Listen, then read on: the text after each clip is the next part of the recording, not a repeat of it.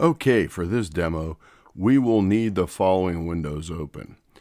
Now, this is the most important one right here under Window Brush Creator, and these pop up in these particular places for me because this is where I always leave them. Just showing you where to find the panels and or windows that we will need. And the other important one is the Properties panel, and I always leave that one right here. And that is also one that I leave right here because I'm constantly adjusting opacity, water, or size.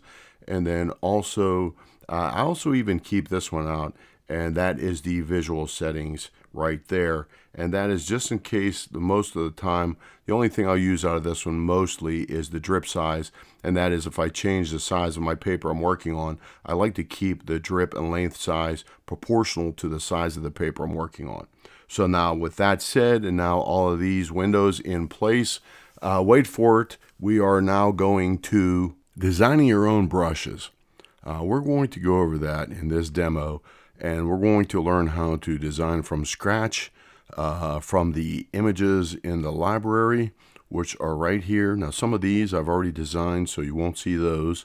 And then also some of the other ones I just got out of the share library, and I will experiment with them. But what I want to do is show you how I design mine. But first, if you want to access these and just copy and paste them, if you're looking for something to just start with or what have you, then all you have to do is go to Help and then Show Library Folders, and this is what you'll get. All you have to do is go to the brushes, and then here's your grains. And if you want to experiment with them, you can. And then if you want to go back to the shapes, here's all the shapes, and then including some of these I designed myself, and we'll go over some of these. But what the best thing to do is just copy them and paste them into a temporary folder, and then that way if you are not happy with what you got or you made some mistakes or whatever the case may be, you could just delete them out, but then you'll always have your originals here ready to go. And then also we need to go over, for example, this splat is on the top, and this is the image on the bottom. Now, these are the two images I took out of the library, and we're going to work with those for a little bit, and then this is the grain that it's going to be used. Now, what we need to do is figure out what kind of shape those three would make together. And I have those ready, and I have them in a temporary folder, but they're already ready to go to show you. But what I want to show you first is the most important thing you could get out of this demo is you're designing these brushes for you. So consider how you paint, your technique, your style, and even more importantly, your subject matter, that you may need to design your brushes quite differently than I designed mine. That's why you may want to design your own brushes. Using somebody else's brushes is fine, but then you have it set up the way they have it set up, and that might not benefit your technique, your style, or your subject matter. So now, for example, if I turn this on, this is a photo of my traditional watercolor brushes. And what I do with my Rebelle brushes is actually make them mimic these brushes as much as possible. Here's the flats, here's the mops, here's the riggers or script brushes, some folks call them, and then here's the detail or spotter brushes. Now, when I make all my brushes, I will turn this off. When I make all my brushes, I have very little controls at all set or adjustments set to anything. I keep them zero the whole way down. Now that's just me, and that's how I need my brushes, because what happens is I want a brush to just do something very basic. Just paint a clean straight line or a specific opacity or even a specific amount of water, and then I obviously adjust the size up here. That's because the way I paint and my technique, I just need to know exactly what the brush is going to do. So in most cases, unless it's a splatter brush, I don't look for any randomness at all. Now we'll go over all those too, and then how to set up some of your own adjustments once we make a couple of new brushes to start with. Now, here's the big one. To figure out how that works and how these overlap, we will go to this one. I'll turn it on. We'll close this just so we can see what we're doing. Now here's the three shapes we were just talking about. I'll go to the marquee tool so I have my pointer back. Now, when these three shapes are over top of each other, this is pretty much what you're getting to produce this final image, and that's this right here from the top. Now, numerically, what happens is that these layers, the top layers, are set to multiply blend mode, which is right over here. Same thing, multiply blend mode. And what that does is it takes the color in the top layer and then multiplies it by the value below it, and then divides by 255, which is white. Now, we could verify all these numbers just by going to, we'll go Window, open up Color, and then here is white right here, and then you could see the value is 255. Now, I have all these colors over here, the values of gray, just for my pencil, and then we could see that this is 50%. So if I click on that, it's going to give me 50%. Then we could also see that that has a value of 149, which is right here. And then if we slide this all the way down to the bottom, that is pure black. And then we could also then see it has a value of 0. So now that we verified what we're working with, then what we could do is actually just go briefly over how that establishes the value below it and when they add up all together. And what that does is if you have white, and I'll even zoom in on this one, if you have white, my pointer, if you have white, then over these pure white spots, then you're going to end up with pure white. And that is because if you take 255 times 255 equals 65,025, but then if you divide it by 255, you end up with 255 again, which is white. Now, if you have these values of gray in here, which there is 149 in there somewhere, I'm just not sure exactly where, but if it's a value of 50% gray in here, then what you'll have is 255 times 149 equals 37,995 divided by 255 will remain your 149 or 50% gray. And then, of course, if you have black, then if you take 255 times 0, you cannot divide into 0, so that will remain black. And then if you take 149 times 0 and then try to divide into 0 again, you cannot divide into 0, so that will remain black. So in other words, if you have pure black here, and then pure black in between the white spots, it will remain pure black down here. Now the shape this is making is because this is the gray outer ring of the soft round overlapping the splatter marks that are leaving you with a value of gray where the pure white splatter mark is, and then it's picking up the white spots down here, but they're being diffused by the values of gray here. And that's why you're getting a softer outer edge, but you're still getting some spots, but only spots in certain areas where the pure white is from the splatter. Now, with all of this said, the easiest way to do is just do this. And that is the basic way to remember any of this up here is any value of gray supersedes white, and then black supersedes any value of gray. So anything black will always remain black, and any values of gray will always remain that value of gray. And that will give you your final shape when you start stacking images up over each other to actually give you what shape you have left. Now, we're going to work with these couple here, and I have to move on to what these shapes paint like once we put them together. Okay, I took it out of full screen so you could see these tools down here. We will be using these shortly. And now that we know that what these three shapes add up to, and it will give us this, we need to take these two shapes a step further. And that is to see if there's a direction involved with your brush stroke. Now, I'm not going to use this shape because I want to be able to use different grains so we can experiment with our final shape, which would only be the rounded soft circle and the splat.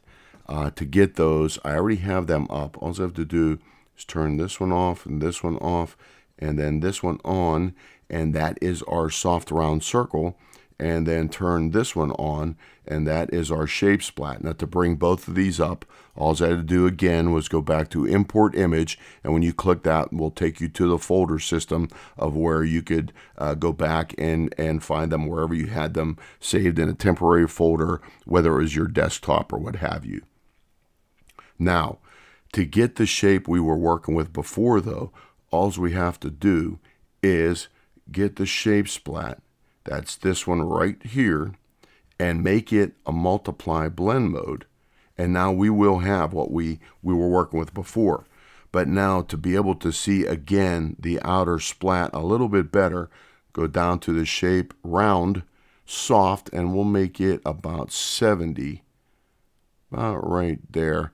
And now you'll be able to see the splat edge much better since we took the opacity of the round down some. And this will be the final shape we could work with in this next step. Now what we're going to determine is if there's a direction involved. And to get this new shape into our library, we will use this right here, import selection. Now if you import a selection, it could only be one layer. So we will have to combine these two layers. And we could do that right now. And here's our merge layer button that I wanted to be able to show you. And now that I merged these two, I want to make this a selection. And I will just hold down the shift key, and that will give me a perfect box. About right there would be good. And then I will enter that. And now that I have it selected, I'm just going to do one little different thing though before I save it. And that is I'm going to actually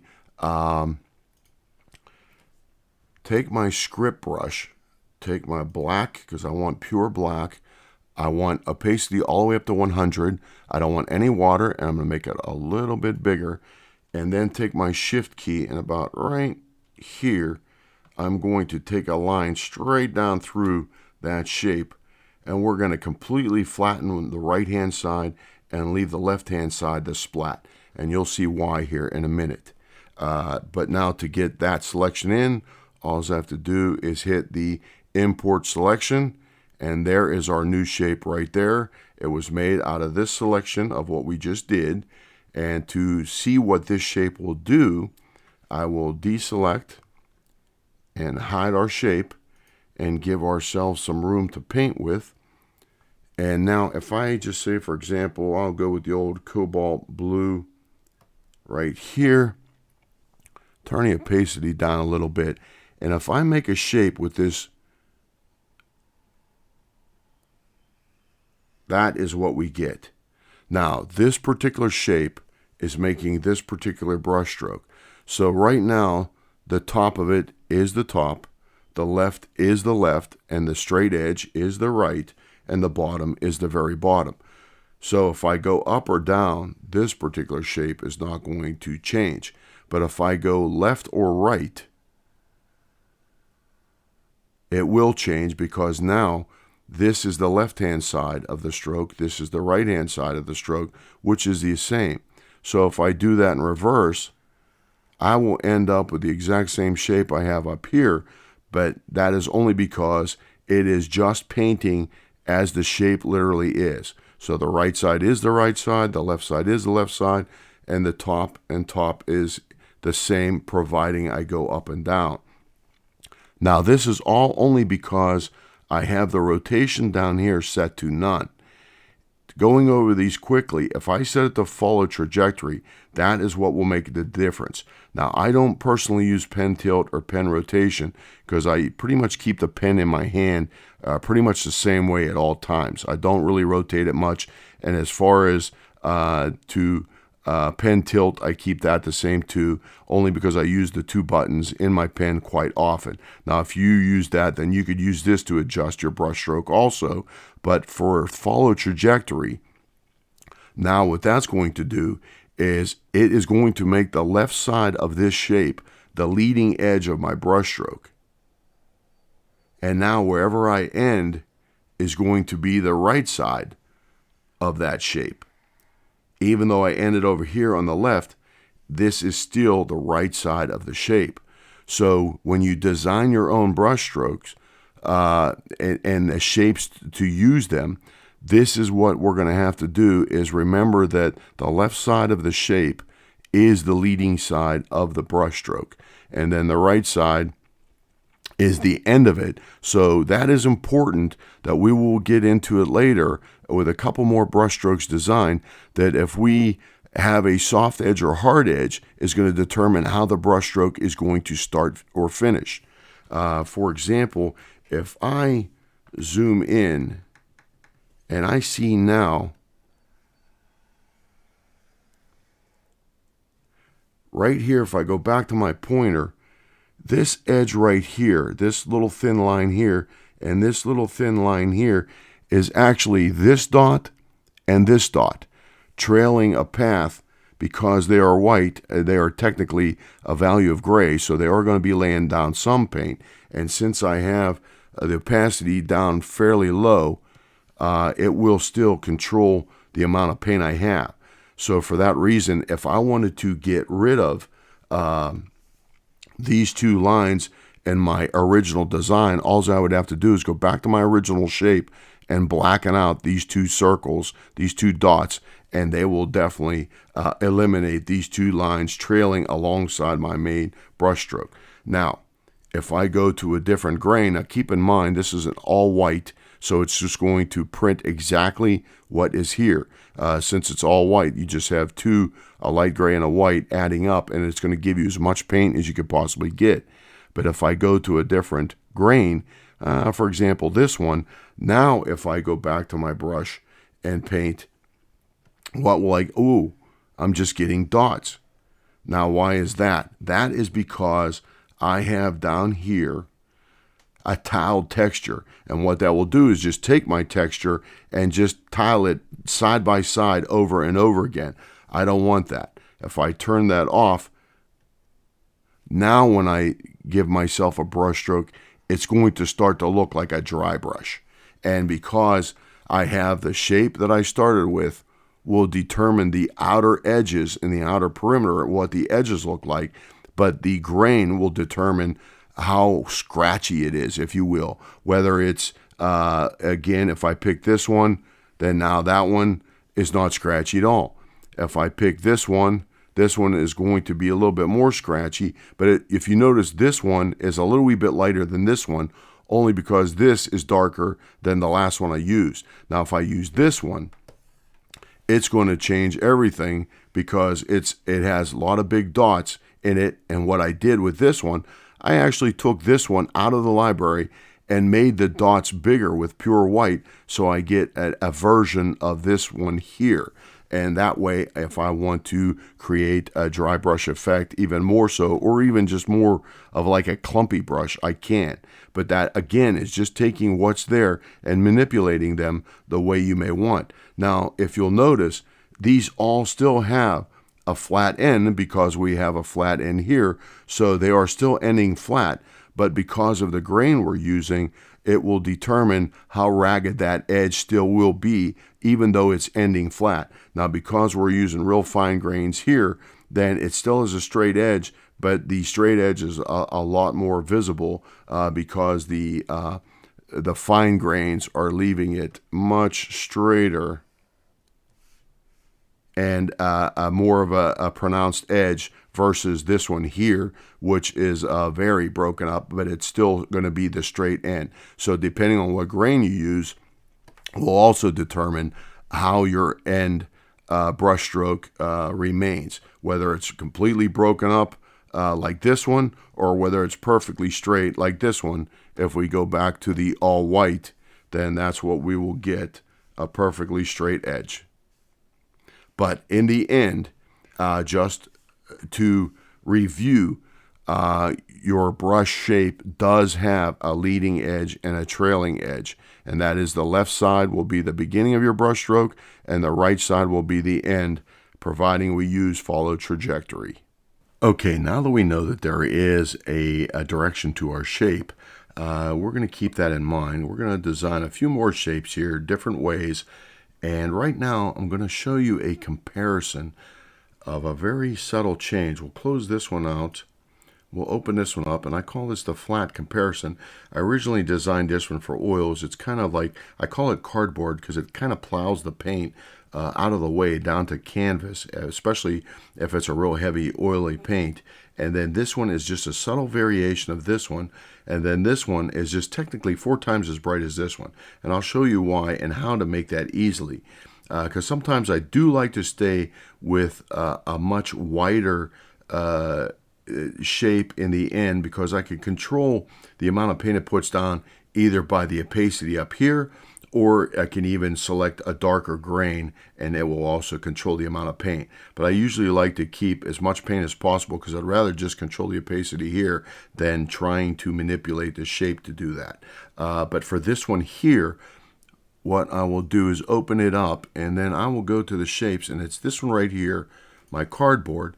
And what I want to show you is I will even zoom in just to see what that particular shape would do in a watercolor brush stroke. And again, I don't want no water. I'll put the opacity but right in there, and I will leave it on the Prussian blue. And if I make a quick stroke, the inside of my brush stroke is okay, but the outside has a very jagged edge.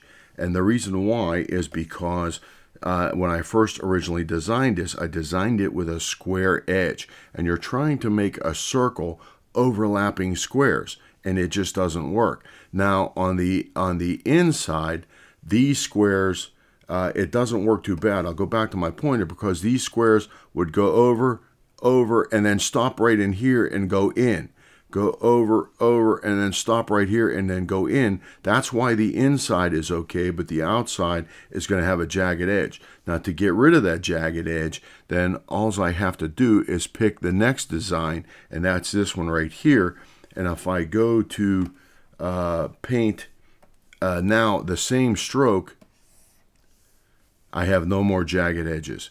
They're nice and clean on both sides, and the rest would be up to the steadiness of my hand.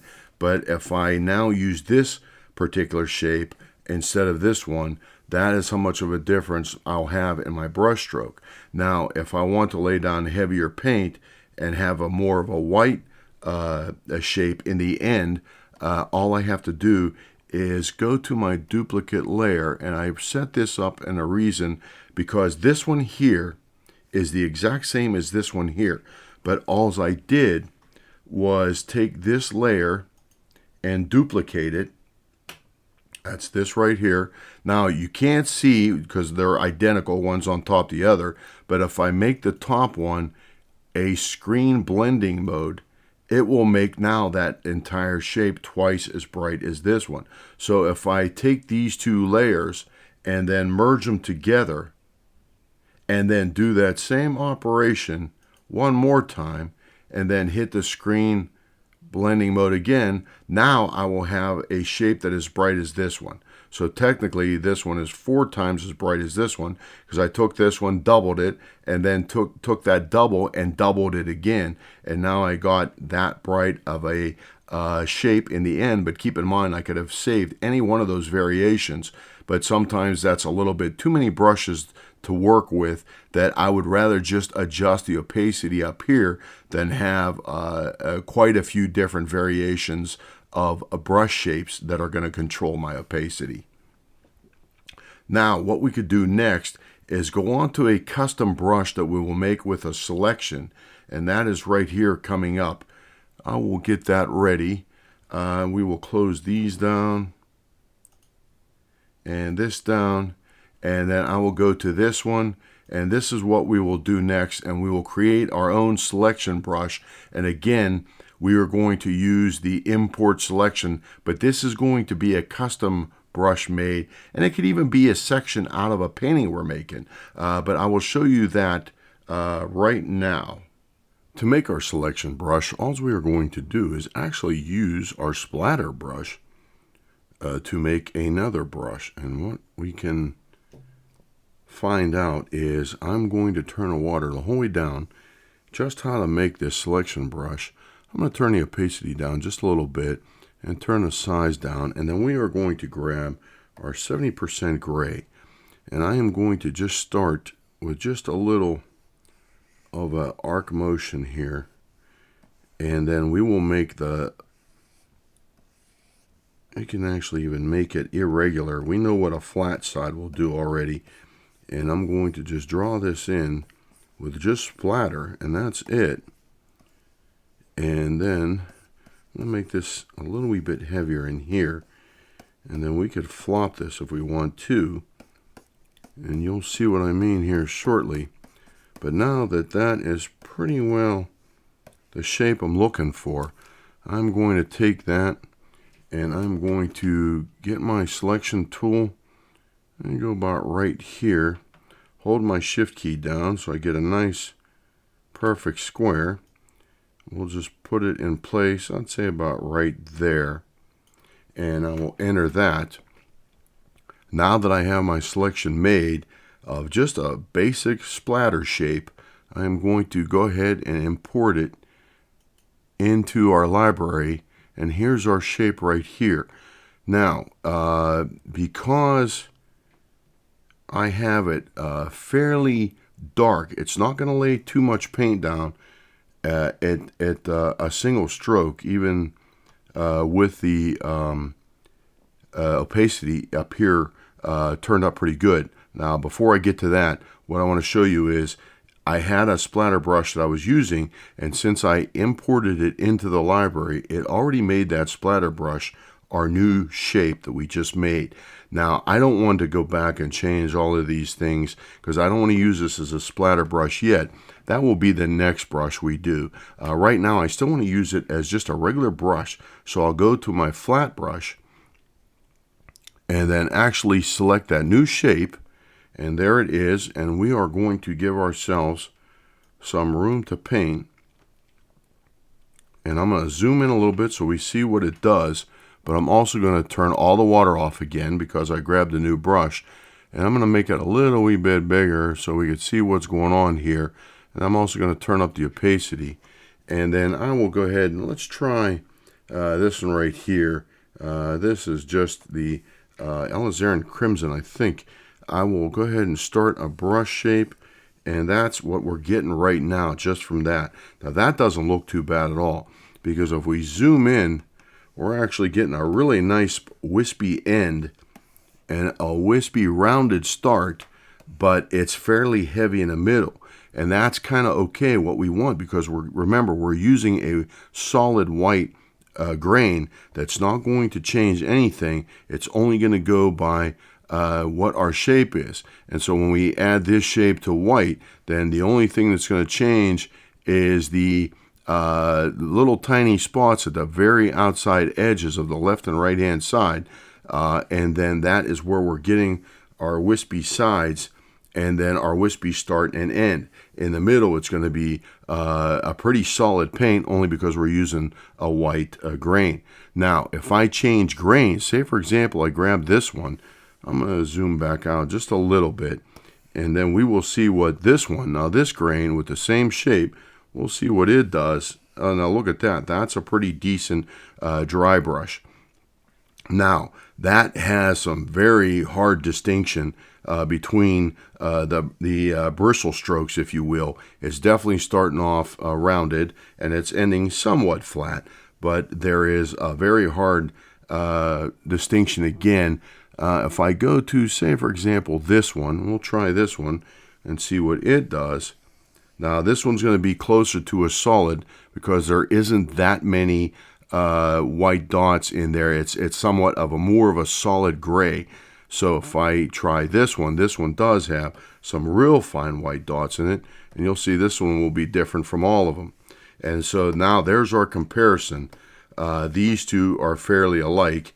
This one is a real dry brush effect, and this one has a little wee bit more bristles to it because of the different grain that I picked. Now that's only with just this one and this one, a combination, so we're not getting too bad results out of just the same two that we're using with no other help. Now, if I add water to this, I think that is going to be more interesting than anything, because I will keep the same grain here, and if I add water to it now, leave it bleed a little bit and then quick dry it, and then now that's what we're getting as far as what this brush will look like. So you're still getting a little wee bit of striations from the dry brush effect, but the water is blending a lot of them together. So if I turn down the size just a little bit, and what I will do is quick dry it faster, and then you could see that it bleeded just a little bit, but it's still keeping that dry brush look.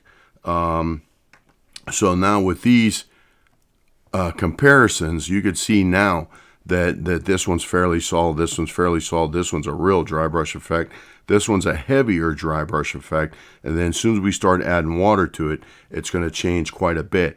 But now we're getting all of these different variations just from this simple splatter mark that we made on our paper. Now, if we want even a harder course, then what we could do is even actually make this even out of a black splatter or a lighter gray splatter, and that will change things also. But right now we just went with the 70% gray, but we took the opacity down, and this is just another way we could make just a basic brush that I could actually keep that one in the library, because that one is not too bad. I kind of like how that one reacts, and then if we start mixing some colors with it, then this is what we will get with a little bit of water. Now if I turn the water completely off, then I will actually get a real decent dry brush effect that you could even see how the lines are interlocking, and it's giving you some interesting linear patterns there of just what it will do when we first start. If I zoom in even more, then we will really get, this is already 125%, we will really get to see what this brush is doing, and you can see how it's ending too, that it's pulling in when I pick up. And I will dry the layer, dry everything.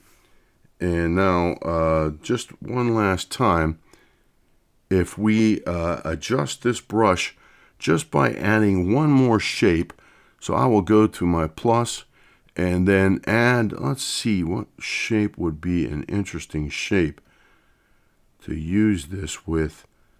I would say, let's try this one right here and see what this one does. Now we have, this is the bottom one and this is the top one, and we're still using the same grain, and then see if this changes much. And what it's going to do is it's just going to make the front of it a little wee bit straighter. It's not going to be as rounded, only because this is going to go up into a rounded area, and it's going to change it just a little bit, but not much. Now if we used a different one, we will X that one out and then add, let's see, we can even actually try our splatter and see how that one works, and then we will see if that changes much. And we're still getting a rounded effect, but some of it is more pronounced because of the splattered edges around the splatter itself. Those are going to pick up a little wee bit stronger. And then of course, if we go to just a circle, a hard circle, then that is going to, how would you say, it will still be scratchy because of the grain, but below that, this is matching up too. So between all three of them, this is what we're going to get. But I don't think that would be much different than without the circle. It's just giving you a little wee bit more of a straight edge when you start and stop versus this right here or this up here. It is definitely a more of a ragged start. But again, just by a simple dot pattern with the splatter brush, we are already getting some variations of this just one brush just by adding different ones. And then again, if we also flip this one, all we have to do is flip it horizontal. Now what we should be able to do is start with what would be considered a flat brush. But first, we have to get rid of that circle, because it's going to keep on giving us a circular start. So if we X that one out and then just go back to this one by itself, now we will have our straight front start. Compared to this one and this one, this is the circle kicking in pretty much, and these two are without the circle, but we're still getting a rounded effect here, rounded effect here, and a rounded effect here. That's because this ends in a round also. But when you stack a circle on top of this, then it's going to pretty much start in a circle and end in a circle. And that is just another way we could make a brush with a selection. Now we're going to move on to a pattern brush, and this is how we will do that. To make our new pattern brush, we're actually going to use a photograph. I will close this layer down and open it up. Here it is right here. And all it is a maple leaf. We'll do this just to give ourselves some more room. I actually use this for my logo, but it was already cut out nice and clean, and I thought it would make an interesting pattern. And I will show you why here in a minute. Now, all that we have to do is, again, select it, and I will hold down the Shift key again and make our nice clean box. I'd say about right there. I can move it up just a shade, about right there. And we will enter that. And now that I have it selected, again, all I have to do is hit the import selection, and that's what we're doing. Importing our selection, and there it is. Now that it's already there, I already am done with the leaf itself, so I will turn it off and deselect, and then we'll go up to the brush test layer and we'll turn it on. But now we could see what is going on with our leaf. It has a white background, so we know that's going to paint also, and we could verify that by trying it out first. But what I want to do first is show you that this brush here is just a typical brush that I use with zero adjustments to it, so it does make just a basic brush stroke for me, and that's it. Now, what I want to do is, since I'm going to use this for a pattern brush, this is almost pretty much like a splatter or a texture brush. Watch how much these change as soon as I click this one. Now, once they change, this will give us a start. Now, oddly enough, I will end up zeroing these out for you anyway, just to show you what each and every adjustment will do to our new pattern brush. But now that I changed brushes, I have to go back and actually grab the new leaf pattern again. And since it has a white background, if I try just the way it is, what we'll do is turn off the water, we'll turn down the opacity just a little bit, and we can make it a little bit smaller just to save room. We'll get the idea of what's going on. And I will even actually stay with quinacridone gold. And if I start making my pattern, this is what I'm going to get. Now, I don't want that. I just want the leaf. So what I actually have to do is, to get rid of the white, all I have to do is invert it. And now it is exactly what I want. This is what I would get now for my leaf pattern. But to understand why it's doing what it's doing, we will zero all of these out and then start from scratch and just see what each control will do to our new pattern. And again, up here, you could pretty much see what is going on. Being that we have no spacing at all, if I make a line now, it's actually going to make a typical brush stroke like these brushes up here, that there's no spacing whatsoever. So I will actually just start with this pattern here, and it's going to just come down, and that's it. But now what I want to do is I want to actually space it out and make a more of a random pattern as it could be. To do that, first I will start with the spacing. And again, you could see what it's doing up here, just to give you a rough idea. So now if I paint a line, it's going to be the exact same leaf, the exact same way, but now they're spaced apart the exact same amount. Now, if we want that a little bit more random, then all we have to do is add the spacing jitter. And what that does is randomizes the space between the leaves. So now if I paint the exact same way, it is actually staggering the space between the leaves. So now there is, how would you say, a randomized space, but it's going to be always uneven, so you don't pick up a pattern to it. In this way, now if we add scatter to it, what that is going to do is actually throw the leaves to the left and right of my paint stroke. And now keep in mind, I still have the space being randomized too, so we're adding an additional control. And so now they're still being spaced randomly, but now they're starting to scatter left and right. So if I go further and adjust, I have the opacity up to 100 because I want to be able to control the opacity up here. So if you control the opacity down here, that's fine. But what I would rather do with this particular brush is actually use the opacity jitter. So now if I make the same line again, I will actually get random spacing, left and right scatter, and now also an adjustment of opacity. Here's a little wee one down here that's real small. I can even take the opacity jitter up a little bit more and take these up a little bit more too, and then we'll see how much it changes.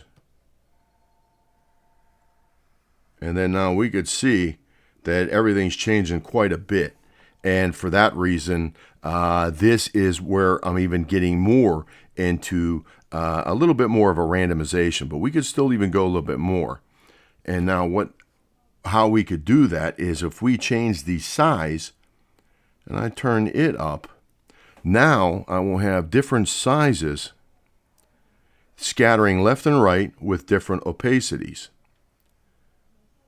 But now they are still all facing the exact same way. They're pointing at about, say 10 o'clock, 11 o'clock, and they're not changing at all. Now what that will do is if I hit angle, then my angle will change.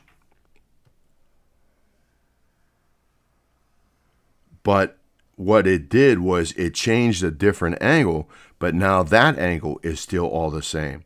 So to actually randomize that, then all I have to do is add angle jitter. And I'll turn these up a little bit just so they're different. And then now if I make a line straight across the top, then I'm going to actually get about as much randomization as I can.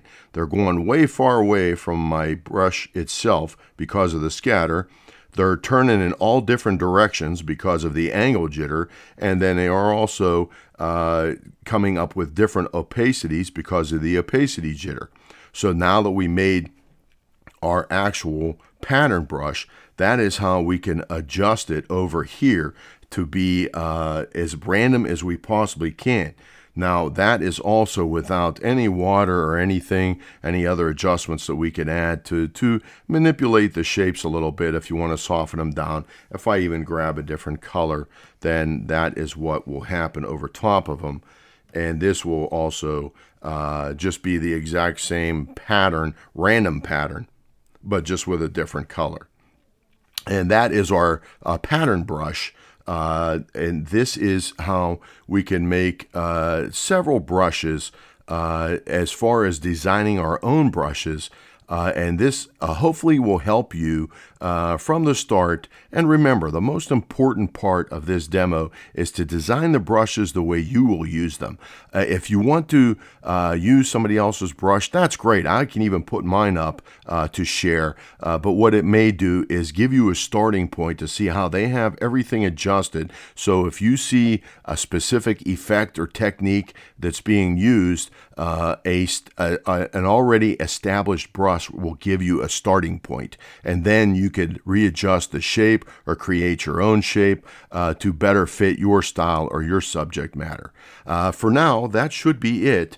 Thank you very much for watching. I would like to do one last thing here, and that is if you run into any problems whatsoever, I think the best thing to do would be go up here and then go to the Rebelle website, which is right here.